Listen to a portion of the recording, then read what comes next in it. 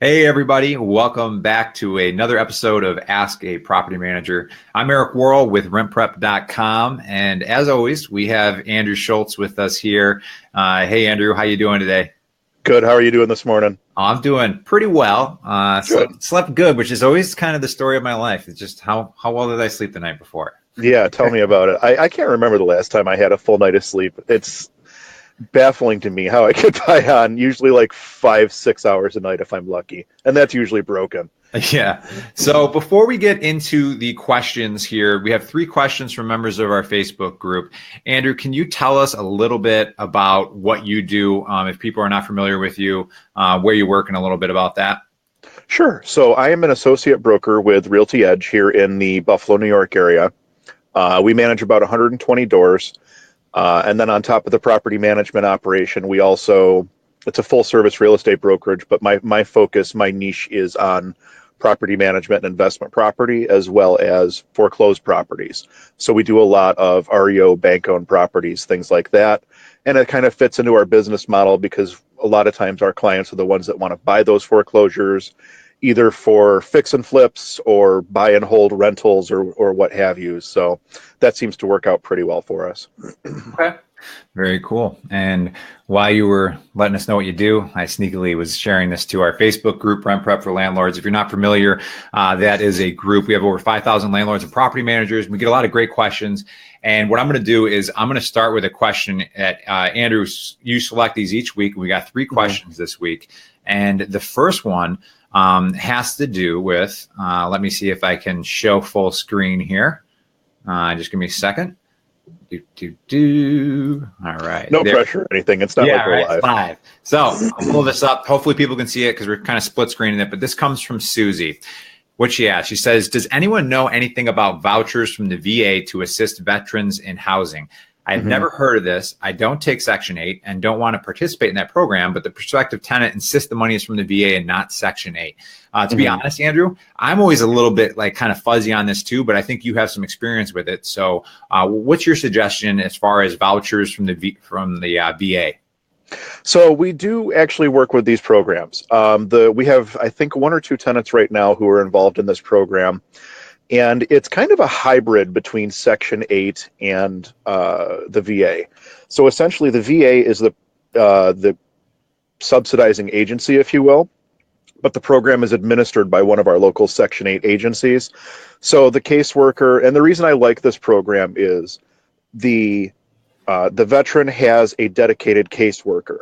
Okay. And we have access to that caseworker as well. So if we're having an issue with that tenant, we can go to their caseworker and talk to that caseworker, and they have that caseworker as long as they're on the program. So it really does work out well. The VA. The VA side, yeah. They also have their Section 8 caseworker, but more often than not, their Section 8 caseworker is going to refer you back to the VA worker because the VA is the one who administers the program. The VA is the one who funds the program. Section 8 just kind of administers the rent portion. The nice thing about these VA programs is they pick up the entire cost of the tenant's rent, or at least in this instance they did, because the veteran basically had no outside income. He had some, if I remember correctly, some social services or something along those lines.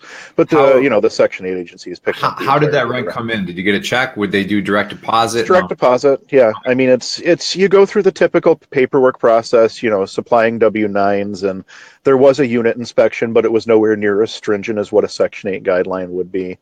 And then after all was said and done, every month we get a direct deposit and we're good to go. Okay. How do you handle that? Like, let's say, hopefully I'm not putting you too much on the spot here, but let's say that you don't want to accept Section 8 or a VA voucher. I mean, how would you handle that situation? So this was kind of a unique situation. We've had mixed feelings and mixed results with Section 8 in the past. So when I looked at this program and realized, okay, it's another subsidized voucher program, we're going to have X, Y, and Z problems, blah, blah, blah.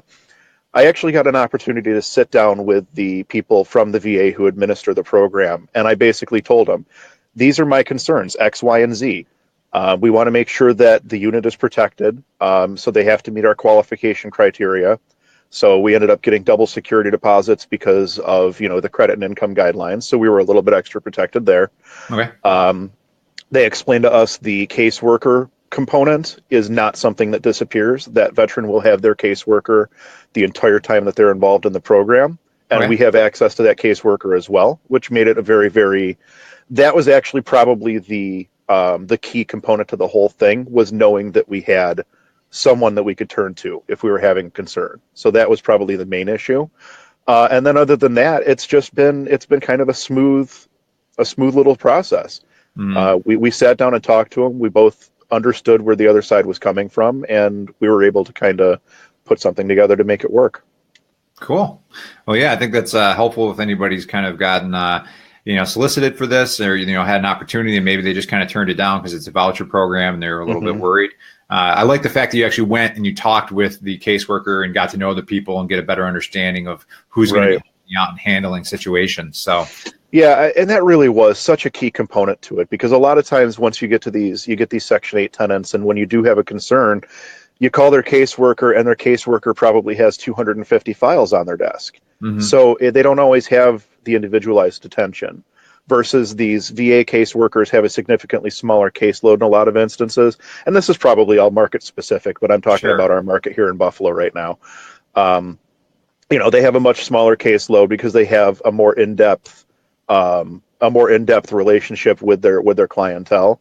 And it means a lot. I mean, because when you call and say, oh, I'm calling about, X tenant, they say, oh yeah, okay, what can I do for you? Not, oh, let me find my files and give you a call back. Yeah.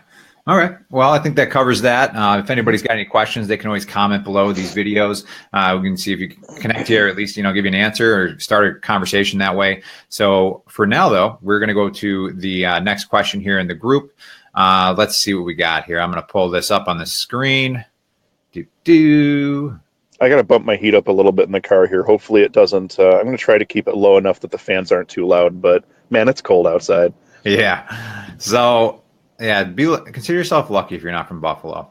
So this second question comes from John, and he is talking about carpets. He said people have posted previously to use the best pad and an average to cheap carpet in rentals. Why not just go cheap and cheap? What are your thoughts on this question? Hang on, because I'm grabbing my prop for the next portion of this question. Yeah. We go usually higher end carpet pad and like a mid-grade carpet. We found that the pad will help the wear on the carpet significantly. Okay. So you're not losing as much lifespan in your carpet, if you will, by putting a little bit better pad and using we use a good mid-grade carpet. Okay. We seem to get pretty decent results out of that. That being said, we're trying to abandon carpet whenever we possibly can in our rentals. Okay. We're going with like a vinyl plank floor, which is what I wanted to grab.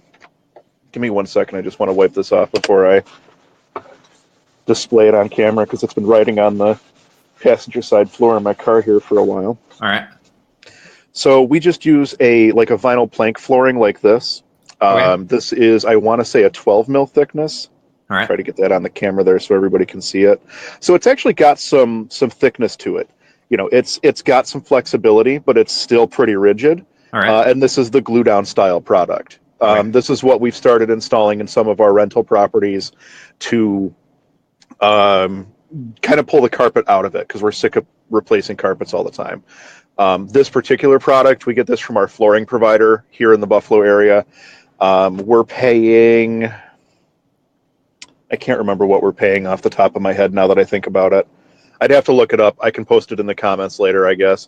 Okay. But they come in, they do the install and everything. As long as we have everything down to subfloor and it's a nice even subfloor, they'll come in and do the install of the product for us, and it's a glue down product. I have heard people say they prefer the click together product because it's easier to swap out a piece. Honestly, if you have a heat gun, you can swap out one of these glue down products with probably minimal work. Yeah. As long as you have a decent heat gun and a decent kind of razor knife that you can tuck into the seam and pop it up, you should be just fine. I would think it would actually be a bigger headache to swap out one of the click togethers, because you're going to have to open more of that flooring to get to the bad piece to swap it out. So the glue down actually, it sounds like it might be a bigger headache, but I think the glue down is probably the better bet when you're talking about that particular style of flooring. I'll just pick it up again and show it to people. Yeah, I was gonna say, show that to people again. How long have you been using that in your rentals? Like, what's the longest So you've been using it? we just started using this particular product probably a couple of months ago. Mm-hmm. Prior to this, we've used like the Traffic Master and stuff, the Allure from Home Depot. We've been using that stuff for years and have had really great luck with it. This is just a little bit higher end version of the same product at basically about the same cost. So It works out pretty well. Cool. Yeah, and hopefully, you can share that link maybe to the product you're using and what that costs per square foot for you in the comments after the video. Yeah, exactly. And it comes in just about every color and style that you could possibly imagine. So, I mean, whatever design and color you're looking for, they probably have it. Okay. The last question that we have here today, we're going to be talking about light bulbs. I think I put a little goofy question in the actual post to our Facebook group. How many landlords does it take to screw in a light bulb? Well, really, that just all depends, right? So we're going to go to, I believe it's Randy's question here. She said, I keep running into this, and can someone who has a large complex tell me if tenants or owners are responsible for light bulbs and smoke detector batteries? I've had this happen in both my single family rental and my multifamily in 3 different states. The tenant asks us to change the light bulbs, and if the smoke detectors start beeping, they just yank out the battery or take down the unit. So she says, when I ask them why they did that, they say it started beeping. Yeah, that's usually how it goes. Yeah. So she's just wondering, standard procedure. How do you guys handle this for changing light bulbs and batteries, and just looking for ideas on this? So light bulbs, in my opinion, are always a tenant responsible item. Okay. We go through the effort of making sure that every light fixture has a working light bulb when the tenant moves in. It's the tenant's responsibility to make sure that we still have a working light bulb when they are done with the tenancy. The only time that we're going out to change a light bulb is if it's in an area that the tenant can't reach. Okay. Or if it's like a super specialty bulb or something like that, which, I mean, we engineer things so that we don't have specialty light bulbs. We always make sure that we're looking for standard style bulbs that you can pick up at any Home Depot or Lowe's or whatever. But like if it's like a big spotlight outside or something like that where you're going to need an extension ladder, that would be something that I would take care of instead of having the tenant take care of that. Yep. On the screen right now, if people are looking at that on the left, we have essentially your light bulb addendum, right? So that's directly from my lease. So people are getting like the behind the scenes look at what our lease looks like. Which I don't expose very often, so it's a treat for everybody. I'll read this one off because it's pretty short. It just says that tenant agrees to replacement of light bulbs, fluorescent tubes, and starters in the apartment. All fixtures must be operable when tenant vacates. I like the fact that you threw that in as well, so you're kind of putting the onus on the tenant that, like, I've heard situations where tenants take light bulbs on the way out. Oh, absolutely. Like that, I just noticed it. We just did a move in Lockport in one of our units, and I know that there were light bulbs when we finished the renovation of that unit. The previous tenant removed the light bulbs from the bathroom. We ended up putting light bulbs back in, but we charged it against a security deposit because why should I pay for light bulbs that a tenant obviously removed on their way out the door? Yeah. And another thing here, number 17 here on your list, it talks about plumbing, electricity, smoke detectors, carbon monoxide detector in your furnace. So I'll read this off since you probably can't see it too well on your phone right there from your car. Right. It says that the tenant agrees not to put or pour any debris, grease, paper towels, Q-tips, tampons, newspaper, food, and any other matter in the sink, drain, or toilets. Tenant agrees to pay the entire amount, all capitals, on bills for all sewer cleaning services resulting from clogged pipes or sewer backup. Tenant must not overload electrical circuits. Only 2 electrical operated items may be plugged into any electrical receptacle. So run us through this. Why did you add this to your lease? So that is there because we got really sick of paying for tenant-caused plumbing issues. Okay. For instance, we have had tenants that have flushed things down the toilet that don't belong. Kids will flush a toy, and you had this to look forward to. Kids will start flushing toys and stuff like that. We had a tenant whose son flushed when you go buy like a pair of flip-flops from like Walmart because you need a cheap pair of flip-flops for the beach for the day. Sure. And they have like that plastic thing that kind of connects the two. Yep. Just kind of they flushed one of those. Yeah, they flushed one of those down the toilet and blocked everything up. That's obviously, I didn't flush that down the toilet. It's not our fault. The tenant's paying for that. So that's why those why those clauses exist. Yeah. Cooking grease is another one that is constantly an issue. For whatever reason, people seem to think that you can just dump gallons of cooking grease down the drains and it's just going to go and everything's going to be happy. And that doesn't work. So we added that in as well. And then we have our plumber trained that when he goes out to do any kind of a snake job, or if he has to pull a toilet because it's not flushing correctly, if there's debris, he takes time and date stamp photos and sends them to us. And he also notates it on his invoice that he found things in the line that shouldn't have been in the line. So if it's something that we can, most of our buildings are 2 units, like an upper lower duplex. If we can figure out which tenant it was caused by, we just bill the one tenant. If we can't figure out which tenant it was caused by and nobody wants to claim responsibility, we split the cost across the 2 tenants. So that's got to go over well. It creates, it creates animosity, but generally after one of those, we never have that issue again. Yeah. I don't know if the tenants, I don't know if the tenants kind of talk amongst themselves and say, look, I don't know, blah, blah, blah, whatever. But usually after both tenants get dinged for a charge, it's no longer an issue. We don't have that concern any longer. So to answer the riddle of how many landlords does it take to screw in a light bulb, it really just depends on what your lease says, huh? And the answer should be 0, but check your lease. Yeah.